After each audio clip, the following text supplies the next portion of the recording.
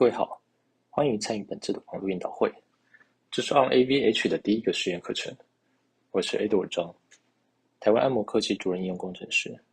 今天我将展示如何使用 AVH 实现持续整合 Continuous Integration 与持续部署 Continuous Deployment， 也就是 CI/CD Flow 套用在智慧物联网的应用场景下。在前次的网络研讨会中，我们已经简略地介绍过物联网应用与机器学习所面临的挑战，以及 AVH 所要解决的问题。相关的影片在下方的连结中，这边再快速带过几个重点。首先，在软体的开发流程中，其中有2个阶段可以使用 AVH。在左侧的机器学习作业流程中，我们可以看到虚拟平台提供了机器学习模型的效能评估，所有的作业都可以在云端上运行，而不需要运行在实际的板子上，这让资料科学家可以及时测试不同的网络组态以及优化方式。而对软体开发者来说，除了不需要使用实际的板子做软体开发外，最主要的好处是在云端上可依需求来弹性配置虚拟硬体的资源，例如可配置数个虚拟硬体来同步进行软体测试流程。这可以解决过去因为硬体数量的不足而造成软体开发进度延宕的问题。什么是 Arm Virtual Hardware AVH？ 简单来说，这是一个架设于云端，可以让开发者模拟基于 Arm 核心的执行环境，用来执行与测试以 Arm Base 为核心架构的软体，不受任何时间与地区的限制。这虚拟硬体准确地模拟整套完整的系统，并依需求来拓展额外的功能。在后续的网络研讨会中，我将陆续说明更多的细节。目前我们了解到，机器学习主要面临的问题是包括越来越复杂的软体、测试以及训练模型。而透过 AVH， 你可以配置多组的虚拟硬体做平行的运算，可大幅加快运算的时间，并节省运算的成本。Arm Virtual Hardware 开启了一套应用在物联网产品上的完整方案，并有效加速了物联网开发的时程。如何套用 Arm Virtual Hardware 呢？在目前一般的软体开发流程中，使用者可能会在自己本地端的环境开发部分的程式码后，再上传至云端的 Code Repository 做整合、编译以及测试。在右侧的图片中，我将介绍2种范例。如何基于 GitHub Actions 和 Jenkins 将 AVH 整合在这2套开发流程中。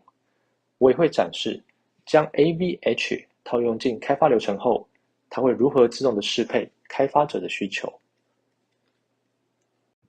AWS Marketplace 提供了 Arm Virtual Hardware 的 AMI， 也就是 Amazon Machine Image。AMI 是种范本，其中包括软体组态，例如作业系统、应用程式伺服器和应用程式。您可以从 AMI 启动执行个体，执行个体是 AMI 的副本，在云端中以虚拟伺服器的形式执行，可以启动 AMI 的多个执行个体。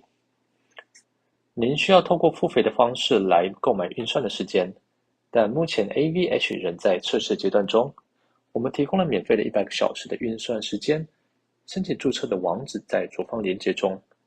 完成注册后，您将可以看到相关的 workshop 课程，帮助您了解 AVH 还有如何启用 AVH。后面我们将正式进入 demo。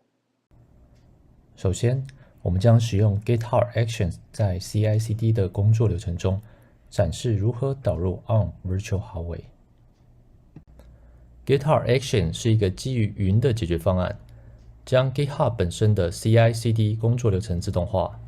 这些工作流程主要是依赖 Runner， 它可以是使用 GitHub 本身提供的虚拟机器，也可以是自己的机器作为 Runner， 意思是由用户自行管理的 Runner。在您账户内的任何 GitHub 项目中，都可以为每个工作流程使用1个或多个 YAML file 创建动作。在此 demo 中，我们将使用 Arm 软件库中一个名为 VTH-Get-Started 的范例。您可以在此处查看画面顶部的连结。我们将配置其中4个 project， 并添加一个 Arm Virtual Hardware 实例作为 runner。我们会编辑现有的 YAML file， 并创建我们自己的工作流程。以上的 demo 将基于 Cortex-M55 和 1/U55 NPU 的 Corestone300作为构建跟测试软件的平台。So on the right, we have the main page of the code repository, and we are logged to our GitHub account. On the left, we have a terminal window to connect to an instance of the Arm virtual hardware using SSH. From the project repo, we can click on Use this template button to import it in our personal space.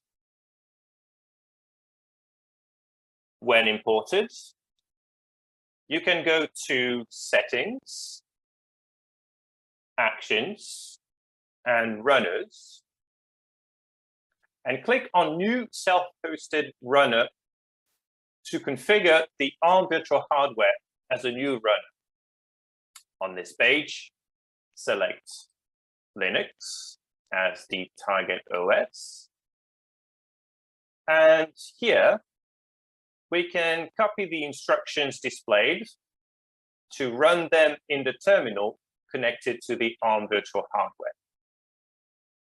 So we have previously copied and run a few of these instructions to install the GitHub agent on the instance. Let me just run the last actions. So config.sh to configure the agent and connect it to our GitHub project. So here you will have a series of questions. You can just go with the default ones by entering enter for all of them. And now we can run this script to effectively connect the GitHub agent to our GitHub account and register it as a runner. So on GitHub, if you go back to in the settings, actions, and runners, okay, let's refresh the page. We can see that the instance has been registered as a new runner for our projects. So the status here is idle, which means that it is ready to start any workload. So let's go to the source code folder of our project inside the .github folder. And we are going to create a new YAML file, which is based on the basic.yaml file, which is already present in the repo. And in this script, we are going to specify a new workflow for our instance of Arm virtual hardware. So at the very top of the file, you can see how the workflow is triggered on every push or every pull request to the main branch. But you can see that we also want to trigger this workflow manually. Then we list the different jobs for our workflow.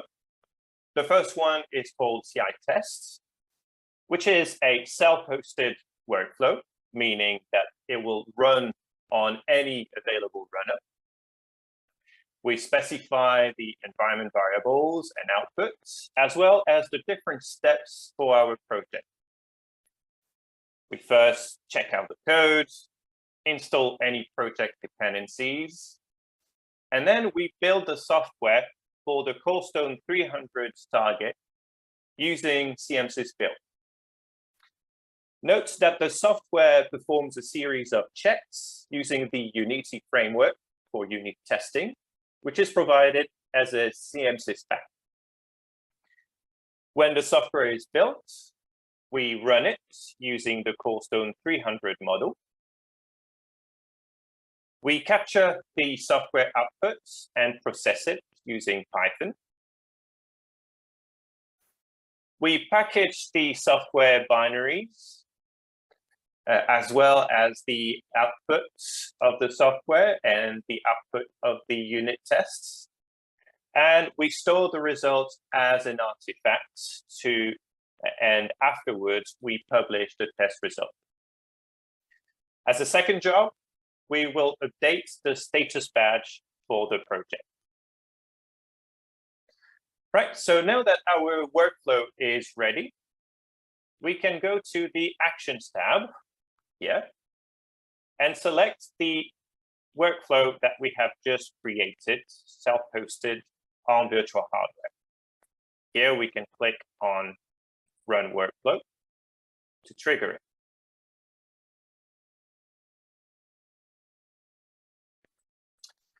So you can see in the terminal that the new workflow was detected by the GitHub runner. So we can see what happens on the instance side of things. And when the workflow has completed, we can visualize the results of the CI in GitHub. Right, so we can select the output of the workflow. We can see the different steps that have been performed in this workflow. We can get more details by clicking on the CI tests. We can check the output of the builds with SimSits. We can check the output of the software. And here we can see that in the report, in the unit tests that were performed, 3 tests out of 4 tests succeeded. So this result is actually published in the summary, in the annotation section, where we can find the name of the source code file, as well as the line number where the test failed. And we also get the expected result and the actual result. At the end of the summary, we can download the artifacts here and open it to get the binary that has been built by the GitHub action. And we can also get the 2 files for the output of the software and the output of the unit tests.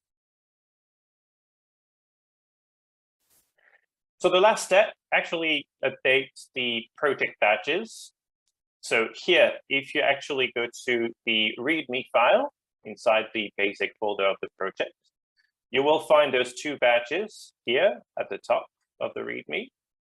So one badge to actually indicate that the execution of the workflow succeeded on the Arm virtual hardware instance, and another badge to indicate how many tests passed out of all tests, right? So that we actually get a quick way to check the status for our project. 我们已经了解如何使用 GitHub Actions 和 Arm Virtual Hardware 作为 self-hosted runner。要进一步扩展使用多个 Arm Virtual Hardware 的 instance， 您可以查看 repo 中的教学，并改用 GitHub Hosted Runner。在这种情况下，就不是增加 self-hosted runner， 而是使用储存为 GitHub Secret 的 AWS 凭证。此 demo 提供了一个框架来启动 Arm Virtual Hardware Instance， 并运行 Cortex-M 模型。在这个新的 CI/CD 范例中，我们将展示使用 Jenkins 的 Arm Virtual Hardware 实例。Jenkins 是一个基于伺服器的开源框架，用于建构、测试和部署软件。它可以安装在任何机器上。Jenkins 的网页界面允许您轻松地管理专案与专案相关的机器资源所对应的节点。我们将要展示的范例可在 Arm Example GitHub Repo 中找到。您可以在此处看到画面的顶部的连结，找到相关的资讯。我们将配置我们的 Jenkins Server， 以将 Arm Virtual Hardware 范例作为节点，并添加到我们的项目中。我们将展示如何使用 Jenkins 来测试 Cortex-M 机器学习的软件的准确性和性能。So We have followed the setup instructions guidelines from the README of the projects. We started the Jenkins server locally and connected to the web interface. The dashboard page here shows the list of projects and the list of nodes where projects can be built. So let's select the TFL microspeech project.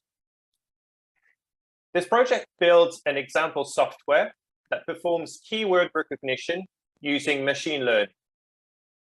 It relies on a TensorFlow-like model to detect keywords from an audio input peripheral. Jenkins has already loaded data from previous run. We can check the project status and build history. Success means that the software was built and all tests passed. And unstable means that the software was built, but some tests failed. On the right, the test result trends provide more details on how many tests failed out of all tests, depending on the build ID. This is a visual way to monitor regressions or inaccuracies in a machine learning model. Jenkins can easily be extended through the use of plugins. For our project, the plugin called Plot helps us visualize insightful data, such as software performance. Specifically, the Corestone 300 model on the Arm virtual hardware can provide statistics about the simulated software. Jenkins allows to pass and store this data across builds and plot them thanks to the plugin. This helps monitor performance regressions or can help take informed decisions on the best machine learning model performance. The configure menu gives us more details about the project. You can see the GitHub space for the VHT TFL microspeech project. This configures how the software should be built using CMSys. So we can see that's a similar command than the one we've been showing before on the previous example. And you can see how the software is executed on the Corestone 300 model using a reference audio input. We check the software against expected results, a series of yes/no keywords in a reference audio file. To produce different build results, Jenkins randomly trimmed the input audio to make some tests fail. So this is how the existing data has been generated. Now let's get back to the dashboard to configure an Arm virtual hardware instance as a Jenkins node. Let's select the Arm virtual hardware 1 and configure. So here we have already populated some of the fields. We just need to update the host with the IP of our instance. I have already generated an SSH key pair to connect to the instance. So we can just add it here. So if you select kind SSH username with private key, specify the username on the instance, enter your private key directly, and if necessary, the passphrase. This is how you can add the key to Jenkins. So when this is done, I can just select it and save. And now I am ready to launch the agent on the Arm virtual hardware instance. So you can check the status on the log, and after some time, we will see the status of the node being updated. So when the node appears idle, it is ready to build any project. So we are going to enable the TFL micro-speech projects and click on Build Now to run a build on the instance. You can see here in the build history that the project started building. So it will take about a minute to build. We can monitor the progress of the build thanks to the status bar. We can check the build outputs by looking at the console logs. So you can see here the different steps to build a project using CM6 build.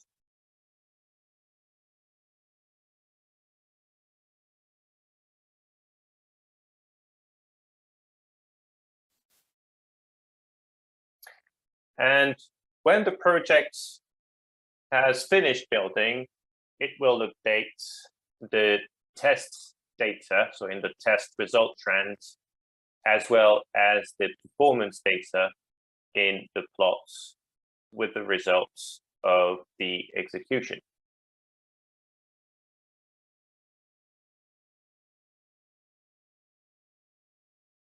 All right, there you go.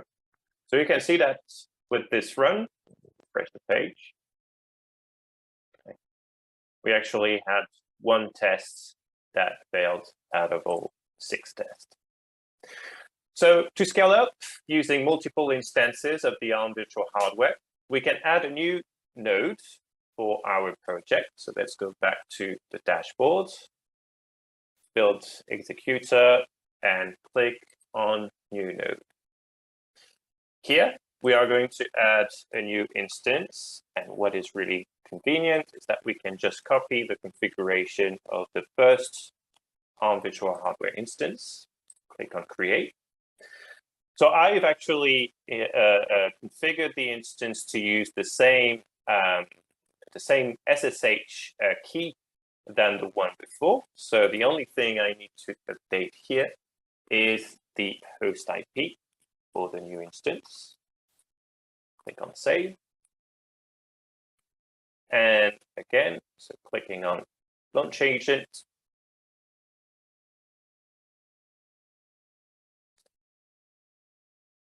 We can see the Jenkins agent being started. Okay. So now getting back to Node, we can see that the second instance is now idle and ready to execute a project. So going back to the project now, we can trigger 2 successive builds and witness that they are now building in parallel. So this can be very useful to accelerate tests, where the software can use different machine learning models, for example. Jenkins can then display data about the accuracy of these models and the performance, and help determine which model to use in production. 总结我们刚刚看到的内容。首先，我们使用了 GitHub Action 展示了在云端的 CI 工作流程，将 Arm Virtual Hardware AMI 连接为 GitHub Runner， 然后我们使用 Arm Toolchain 中的 CM6 建构了一些软体。接下来，我们再由 Arm Cortex-M55 和 ASUS U5 microNPU 所组成的 Cortex-M300 FVP 上运行模拟和单元测试。在展示结束时，我们看到了最终的测试报告和工作结果。随后，操作 Jenkins 来使用本地 CI 工作流程进行了第2次的展示。这次将 Arm Virtual Hardware AMI 连接为 Jenkins 节点。最后，我们建构了并测试了一个机器学习的软体，这是一个架构可以在同一个 FPP 之上的 microSpeech 范例，并在整个建构的过程中绘制了测试结果。我们能够查看多个并行建构的性能数据。若想要查看这些范例或找到更多通过部署 Arm Virtual Hardware 实现自动化的范例，请使用 Jenkins 的 GitHub Action。请参考以下的这个 GitHub 连结。